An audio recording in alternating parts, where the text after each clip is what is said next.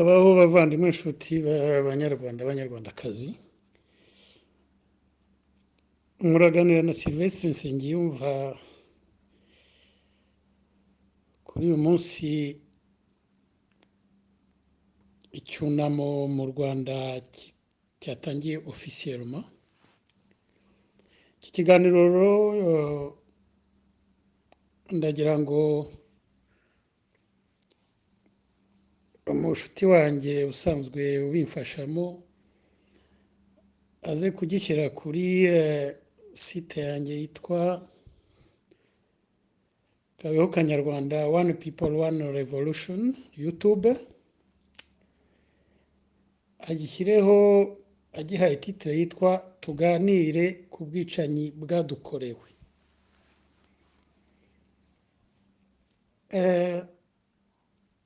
Uyu munsi turi ku itariki 7 z'ukwa kane,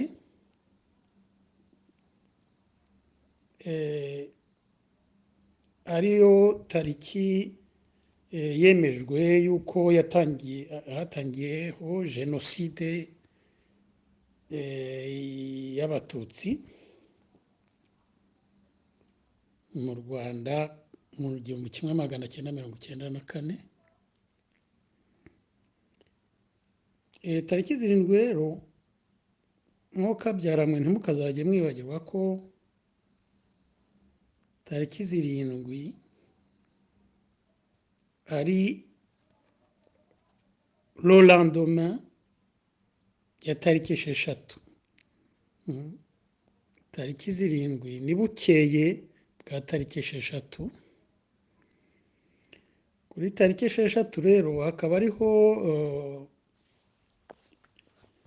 ingabo z'inkotanyi zahanuye indege ya Perezida Habyarimana, yarimo ndetse na Perezida w'u Burundi n'abandi bantu barenga 12 b'abayobozi b'u Rwanda n'abapilote b'Abafaransa. Noneho icyo kikaba aricyo gikorwa cyemezwa ubu ngubu, nta muntu ubihakana ko aricyo gikorwa cyabaye imbarutso y'iriya jenoside yatangiye bukeye bwaho. Tukageraho twibagirwa ko le 7 c'est le lendemain du 6. Uyu munsi iki kiganiro nakise tuganire ku bwicanyi bwadukorewe, kubera yuko nabonye ko muri iki gihe,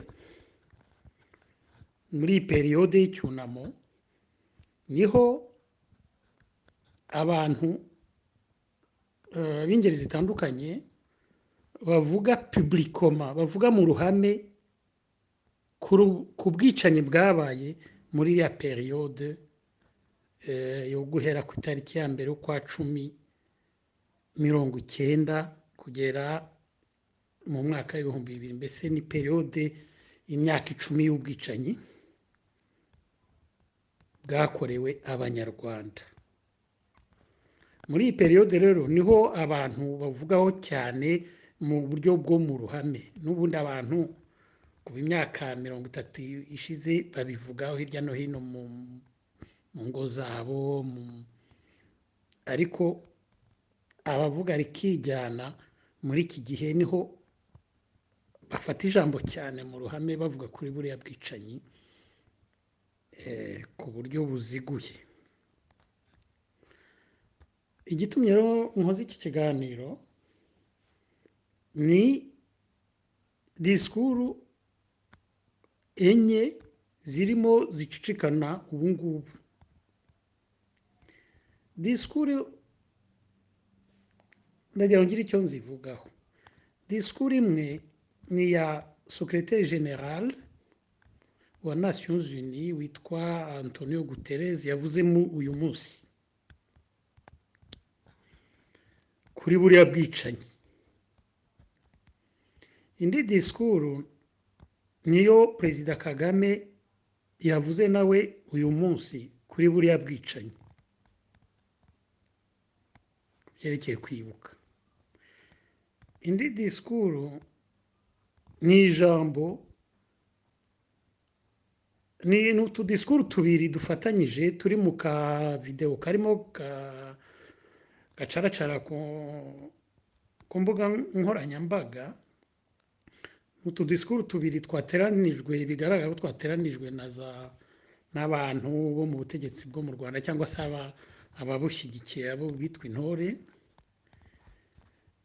Bafashe ijambo ryigeze kuvugwa n'umudamu w'umututsikazi witwa Chantal Mutega. Mbese mvuze ko ari umututsikazi kuko mbizi ko yabyivugiye ku maradiyo ko ari umututsikazi uvuka ndetse muri za famiye z'ibwami. Hanyuma kuri ako ka videwo hariho n'irindi jambo ryavuzwe n'undi muntu we simuzi niba yitwa Ngendahimana Simeo cyangwa Sibomana hari Simeo, sinzi niba ariko nabonye asa nk'umututsi cyangwa umuhutsi nkurikije morphologie. Ibintu byose biba ari important. Voilà, donc nawe avuga muri ako ka audio, ako ka video. Ako ka video kakaba kashyizwe en ligne, kashyizwe kuri za réseaux sociaux, bigaragara ko kuko nta commentaire iriho yindi, bigaragara ko arimo kuvuga ati nimurebe aya marorerwa abona abantu barimo bavuga, ati nta n'icyo umuntu yakongeraho uretse kubabamba. Mbese ubona ko uwashyize turiya duce tw'amagambo duteranije twaba ari abantu ko ari babiri aricyo yaragamije. Ubu rero ndagira ngo ngire icyo mvuga kuri abo bantu bose uko ari bane ku byo bavuze. Ngiro n'icyo mvuga muri rusange ku byerekeye kuvuga ku bwicanyi, kuri buriya bwicanyi, kubuvugaho, kubuganiraho ubwabyo ni ikibazo kigomba kuvugwa. Njyaho mbabwira icyo mbitekerezaho, ntabwo ndi bubatindire. Secrétaire Général wa Nations Unies Antonio Guterres, icyo namubwira ko ibyo yavuze iki rero nako yavuze ko buriya bwicanyi bwakozwe muri 1994 ko ari jenoside yakorewe abatutsi ikanakorerwa n'abahutu modere, aba bita modere, babaga ngo badashyigikiye iyo jenoside. Ubwo ndagira ngo mushimire yuko nanjye ndabyemera ko ari uko byagenze kuko twabihagazeho, twarabikurikiranye nk'abanyarwanda, nuko byagenze muri iriya periode avuga. Nkanamushimira yuko muri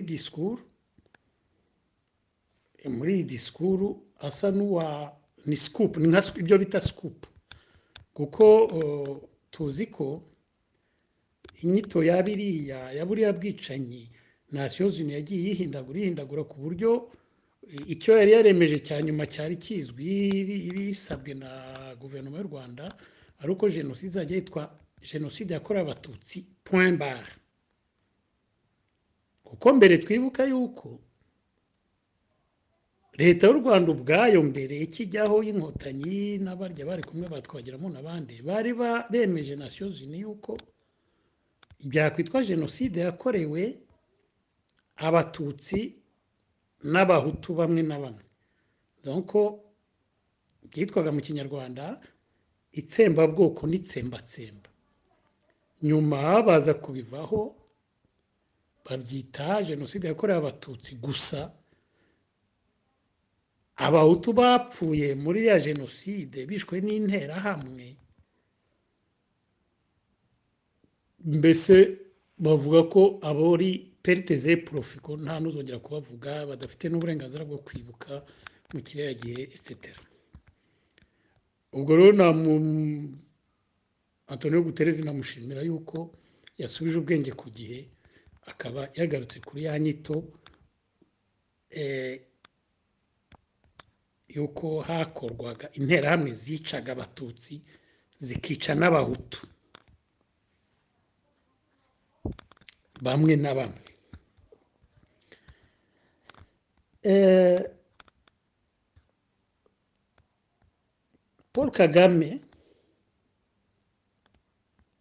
Paul Kagame uyu munsi nawe yavuze discours avuga kuri uriya bwicanyi, nibwo bwa mbere yavuga kuri uriya bwicanyi atabwita jenoside yakorewe abatutsi. Nta hantu hamwe yigeze avuga jenoside yakorewe abatutsi,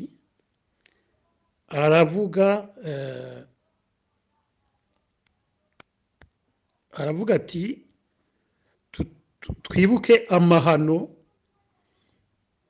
akongera akavuga ati twibuke ibyabaye mu Rwanda, niko abivuga. Urumva,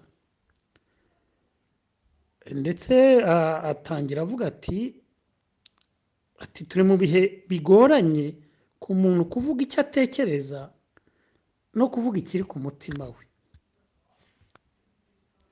ahangaha nawe icyo namubwira navuga ko mushimira ko atangiye gushyira ubwenge ku gihe, koko yuko wenda atangiye kubona ko haravuga ngo ni jenoside yakorewe abatutsi, ubundi ibindi byose byabaye ntibyibukwe ntibijya muri perite profi, yuko nawe wenda atangiye buhoro buhoro gushyira ubwenge ku gihe, kuko habaye igihe nkeka ko atangiye kwemera ko ubwicanyi bwakorewe abahutu yakunze kwigamba yuko nabwo byaba ari muri aya mahano avuga byakwiye kujya byibukwa. Ko nibutse ko Kagame mu gihe nk'iki cy'icyunamo hari igihe yigeze kuvuga ati twagiye muri Kongo, abahutu twagomba kwica turabica, ati abo twagomba gucyura turabacyura. donc yasima masakre z'abahutu, ubwicanyi. Ubundi nabwo hari i Murambi yigeze kuvuga ati voilà, bajya bavuga ngo twebwe inkotanyi twishe abahutu benshi, ariko ndabona simbona muri benshi, ati burya nta bikoresho bihagije twari dufite, ariko ubu turabifite, ati mbese ati mushonje muhishiwe, ariko navuga ibyo byose. Rero nawe yagize igihe cyo kuvuga ku bwicanyi akabivuga byigamba etc. ubwo namubwira yuko nagaye cyane, narakajwe, nababajwe, natewe ubwoba n'ibyo bigambo yari yaravuze mbere byo kwigamba ubwicanyi no kuvuga ko ashobora kuzongera, ariko nkaba nizera ko disikuru yakoze uyu munsi wenda byaba bisa nuko asa n'uwicuza, ko wenda mu gihe kiri imbere disikuru izagenda evoluwa, akagenda arokonesa yuko ibyo yakoze n'abagenzi be byo kumasakira abahutu, yuko nabyo biri mu mahano yagwiriye u Rwanda nk'uko yabivuze uyu munsi.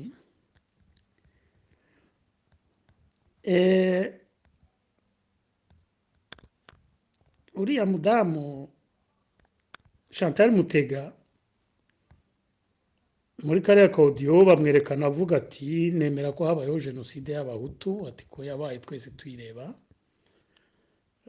Noneho akavuga ati jenoside y'abatutsi ariko ngewe bati sinemera ko byitwa gutya, ati ko uwayitangije n'umututsi, ati hari n'abatutsi bagizemo uruhare b'abatekinisiye gutyo. icyo namusubiza ni uko nemera ko jenoside yakorewe abahutu nkuko mbese ko yamvugiye ibintu avuga biriya, kuko yarabaye twayihagazeho. Gusa ntabwo nemera ko kuba Kagame yarakoze igikorwa cyayibereye imbarutso ndetse akayimfilitiramo abatekinisiye be kuyishyushya. Ibyo ndabyemeranywaho na Chantal, ndanamushimira ko yabivuze, ariko ntabwo nemera ko ibyo bivanaho ko yakwitwa jenoside y'abatutsi. Ntabwo bivanaho ko habayeho jenoside y'abatutsi. Uriya witwa Simewo we yadevelopye, byagaragara ko ari muri deba, ahantu barimo bajya impaka cyangwa muri conference de presse,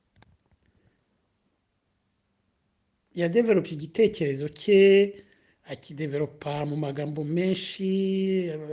Kuri jyewe nabonaga bivangavanze ku buryo ntabisobanukiwe neza, ariko aza kurangiza, nkurikije uko nabyumvise, ubwo nazamusaba kuzapresiza igitekerezo cye, aza kurangiza asa n'uvuga ko kuba jenoside bitaragaragaye yuko yateguwe itagombye kwitwa jenoside.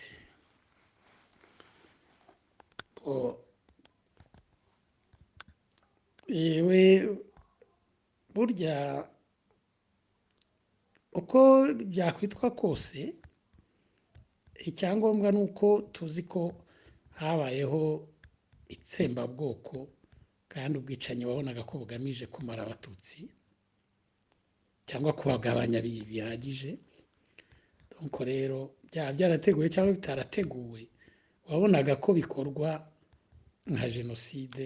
Kuri jye niko nabibona, niko namubwira. hari undi muntu utavuze utari muri aba, wenda hari uwitwa Ndorimana Miheto uba hano mu Bubiligi w'umututsi, nawe mu gihe nk'iki cy'icyunamo, ubanza ari umwaka ushize cyangwa hashize ibiri, yigeze kuvuga kuri radiyo Urumuri avuga ati nabaye umukada ni ba bantu b'abasivile b'abatutsi bagendanaga n'inkotanyi, batunga agatoki abo inkotanyi zigomba kwica, ndetse nabo ubwabo bakica, kubera ko bari barigishwe nabo kurasa nubwo batari abasirikare etc. Milice mbese civile y'inkotanyi. Yavuze rero ko yari umwe muri abo, ndetse aravuga arigamba ati twagiye muri Kongo abahutu tubacyura ku kiboko. urumva nawe yigambye ubu bwicanyi bwabaye ku banyarwanda, kuba yarabugizemo uruhare, mbese yabivuzeho. uwo namubwira ko bibabaje, ko biteye umujinya, biteye agahinda ko mugaye. abo bose ariko n'abandi benshi ntavuze hano, ngira ngo ndangirize na hano, ku bavuga ibintu bakavuga ibyo nemera, ndetse wenda bakabivuga mu magambo numva nanjye nari kubivugamo, ndagira ngo mbashimire d'abord ko bagize courage yo kuvuga kuri ubu bwicanyi, kandi mbashimire yuko bamvugiye ibintu. ku bavuze ibyo ntemera, byandakaje, byambabaje, byananteye ubwoba, nagaye, abo nabo ndagira ngo mbashimire, mbabwira ijambo rigiye kuvugwa n'umufaransa, mbabwira nti nubwo bwose ibyo muvuga ntabyemera cyangwa mubivuga uburyo ntemera, ariko numva natanga ubuzima bwanjye kugira ngo mugire uburenganzira bwo kubivuga. Abanyarwanda twese, ndetse n'abanyamahanga biyenteresa ku Rwanda, igihe cyose iyo babonye umwanya bavuga ko ikibazo cy'u Rwanda kitazigera gikemuka abanyarwanda baticaye ngo bakiganireho. rero ndagira nongereho yuko ntabwo abanyarwanda bazategereza umunsi bose bazaba batekereje kimwe kuri kiriya kibazo cy'ubwicanyi ngo abe ariho babona kuganira. Hari igihe tugomba kuzemera yuko tuganira n'ubwo bwose uriya avuga ibyo ntemera, buriya bwicanyi abuvuga uko ntemera, abwita jenoside njye mbwita ukundi, avuga ko atari jenoside ngewe mvuga ko ariyo, avuga ko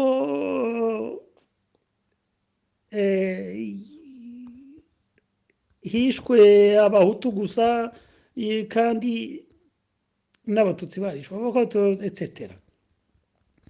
Ntago tuzategereza ko twese buriya bwicanyi tuvugaho rumwe kugira ngo twicare tubuganireho tubone igisubizo cyo kubaka u Rwanda rushya. Tugomba kwemera yuko buriya bwicanyi buri wese afite uko yabubonye, uko abutekereza, uko yabubayemo, uko bwamugiriwe, uko bwagiriwe abakunda n'abatakundaga, kandi ko afite uburenganzira bwo kubivuga, ntitumushyireho iterabwoba.